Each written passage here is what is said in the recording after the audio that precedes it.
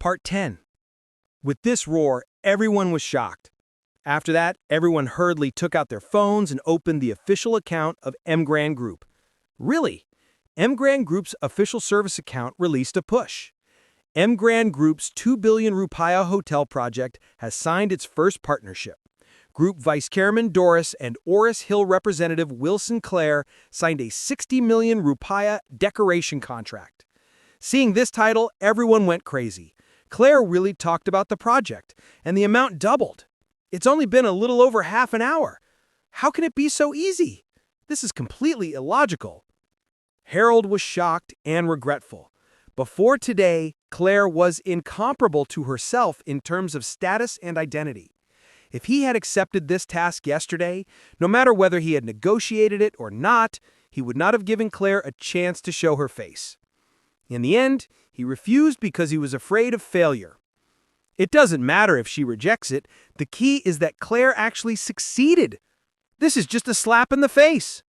Old Mrs. Willson immediately took the contract excitedly, read it carefully, and laughed excitedly. Okay. Claire, you really made a great contribution.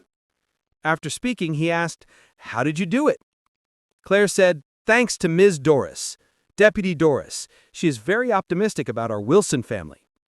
In fact, Claire wanted to tell the truth, but after thinking about it carefully, she didn't know who the chairman of Emgrand Group was, and no one would believe her. She gave up the idea.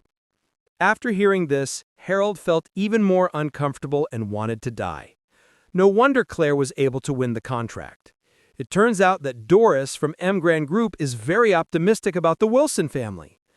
No one is going? He really missed a great opportunity. At this time, Charlie spoke up. "Harold, do you remember our gambling agreement?"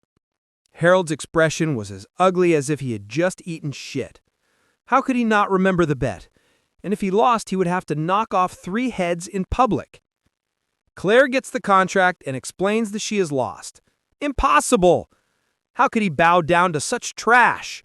Never possible. So he immediately gritted his teeth and said, "Charlie, what are you? Just a trash who breaks into our house and eats leftovers every day? You want me to kneel and kowtow to you?" Charlie said calmly, "I am indeed a waste, but we swore yesterday if anyone retreats, die, grandpa die for grandma."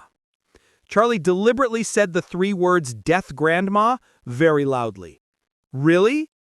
Old Madam Wilson's expression immediately became extremely ugly. He looked at Harold and asked in a cold voice, "What? You want me dead?" Harold panicked and said, "Grandma, you can't be fooled by Charlie. He wants to make your grandson and your face lost." Charlie said indifferently at this time, "Harold, don't deceive Grandma here. Don't forget that you have taken a poisonous oath.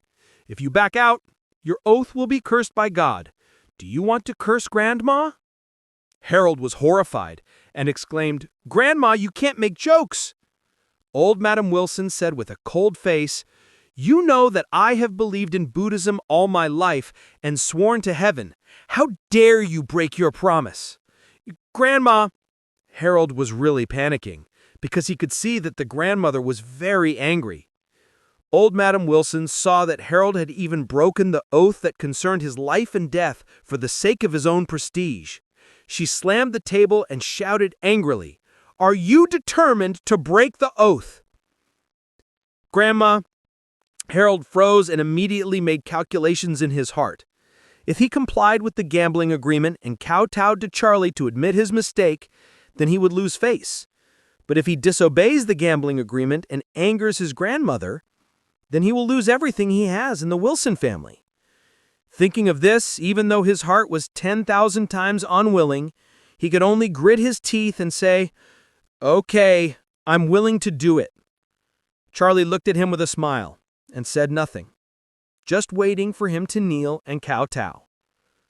Harold felt like his legs were filled with lead and moved towards Charlie with difficulty, step by step. He trembled with hatred and gritted his teeth, but his legs softened and he knelt on the ground. Plop! Those present even took out their phones quietly. Harold lowered his head and said in a trembling voice, "I was wrong. After he finished, he bowed and lowered his head. Charlie said, "What did you say?" "I didn't hear clearly." "Speak louder." Harold endured the humiliation and kowtowed again. "I was wrong." Charlie sneered and said, "Oh, so you were wrong. Where did you go wrong?" Harold said after the final head, "I shouldn't have doubted Claire's ability."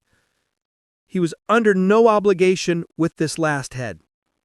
But there was one last head that didn't hit.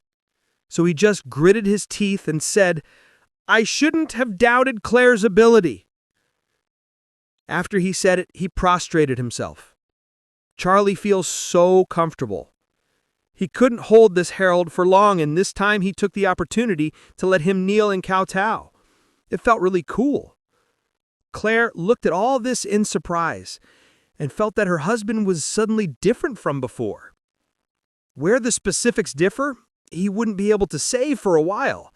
But thinking back to the way her husband had bet with Harold yesterday, it seemed like he'd been hoping for a long time that he would win. Why does he have such strong self-confidence?